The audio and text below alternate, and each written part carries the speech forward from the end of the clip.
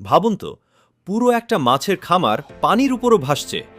শুনতে অবাক লাগলেও চীনের অনেক নদী আর হ্রদে এখন এভাবেই তৈরি হচ্ছে আধুনিক ভাসমান মাছের খামার। এই খামারগুলোকে বলা হয় ফ্লোটিং ফিশ ফার্ম। এগুলো সাধারণত বড় বড় জালের কাঠামো দিয়ে তৈরি করা হয়, যেগুলো পানির উপর ভাসতে থাকে।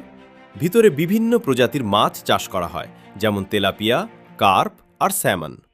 সবচেয়ে মজার বিষয় হলো, এই পদ্ধতিতে আলাদা জমির প্রয়োজন হয় না। নদী বা হ্রদের খালি জায়গাকেই ব্যবহার করা হয় মাছ চাষের জন্য। ফলে কম খরচে বেশি উৎপাদন সম্ভব হচ্ছে। চীন প্রযুক্তির ব্যবহারেও অনেক এগিয়ে গেছে। অনেক খামারে এখন সেন্সর লাগানো থাকে, যা পানির অক্সিজেন, তাপমাত্রা আর মাছের স্বাস্থ্যের তথ্য মুহূর্তেই জানিয়ে দেয়। কিছু খামারে আবার স্বয়ংক্রিয় মেশিন মাছকে খাবার দেয়।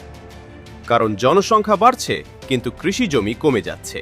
পানির উপর ভাসমান এই খামারগুলো শুধু প্রযুক্তির উদাহরণ নয়, বরং ভবিষ্যতের খাদ্য উৎপাদনের নতুন দিকও দেখাচ্ছে।